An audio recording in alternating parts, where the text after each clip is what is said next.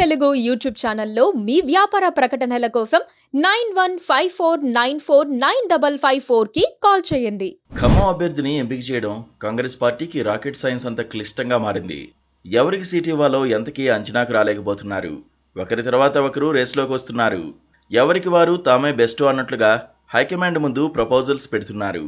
చివరికి హైకమాండ్ ఊహించిన విధంగా మంత్రి తుమ్మల నాగేశ్వరరావు పేరును ఖరారు చేస్తున్నట్లుగా ప్రచారం జరుగుతోంది.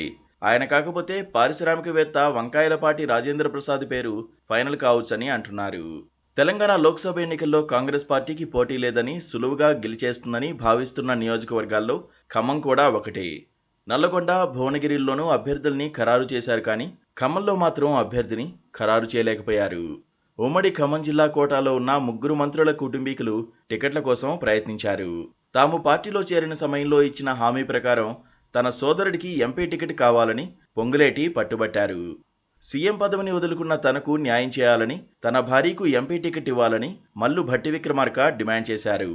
తన కుమారుడు యుగంధర్ గురించి ఆలోచించాలని తుమ్మల నాగేశ్వరరావు కూడా ఓ దరఖాస్తు పెట్టుకున్నారు. కానీ ఆయన సీరియస్గా ప్రయత్నించలేదు. అయితే ఈ 3 వారసుల్ని హైకమాండ్ నిర్మోహమాటంగా రేసు నుంచి తప్పించింది.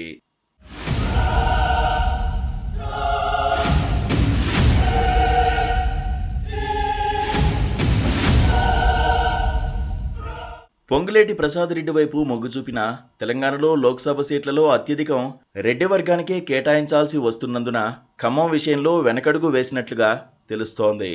అక్కడ బీసీ లేదా కమ్మ సామాజిక వర్గానికి సీటు కేటాయించాల్సి ఉంది. కమ్మ సామాజిక వర్గానికి సంప్రదాయంగా టికెట్ కేటాయిస్తూ వస్తున్నారు. అందుకే ముందుగా కాంగ్రెస్ పార్టీ ఆ వర్గం నుంచే బలమైన నేతల్ని పరిశీలించింది. గత ఎన్నికల్లో బీఆర్ఎస్ తరఫు నుంచి అభ్యర్థి అవుతారని అనుకున్న వంకాయలపాటి రాజేంద్ర ప్రసాద్ అనే వ్యాపారవేత్త పేరు ఎక్కువగా వినిపిస్తోంది.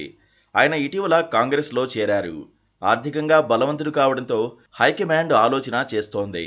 ఆయన కూడా కమ్మ సామాజిక వర్గం నేతనే. అయితే చాయిస్ ఆయన దగ్గరనే ఆపలేదు. రకరకాల కాంబినేషన్లను, పేర్లను పరిశీలిస్తున్నారు. ఎప్పుడు కమ్మ సామాజిక వర్గమేనా, ఈసారి బీసీలకి ఛాన్స్ ఇద్దామన్న చర్చలు కూడా ఆ పార్టీ నేతలు చేసినట్లుగా తెలుస్తోంది.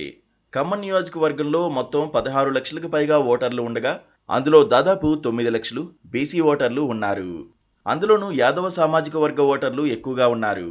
ఈ వర్గం నుంచి పార్టీని అంటిపెట్టుకుని ఉన్న నాగసీతారాములు అనే నేత పేరును పరిశీలించారు.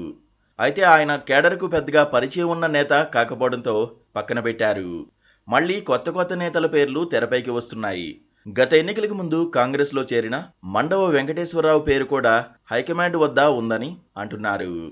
అయితే కాంగ్రెస్ పార్టీ హైకమాండ్ భిన్నమైన ఆలోచనలు చేస్తోందని, కేబినెట్ కూర్పు అంశాలను పరిగణలోకి తీసుకుంటున్నట్లుగా తాజాగా ప్రచారం జరుగుతోంది. ఎంపీ స్థానానికి తుమ్మల నాగేశ్వరరావును పోటీకి పెట్టాలని ఆలోచన చేస్తున్నారని అంటున్నారు. ఖాళీ అయ్యే ఖమ్మం స్థానాన్ని ఆయన కుమారుడికే ఇచ్చేలా హామీ ఇచ్చి నిలబెట్టాలని అనుకుంటున్నారు. దీనివల్ల మంత్రి పదవుల బ్యాలెన్స్ కూడా సరిపోతుందని అంచనా వేస్తున్నారు. అయితే ఇది కూడా ప్రాక్టికల్గా సాధ్యమా కాదా అన్నది తేలాల్సి ఉంది.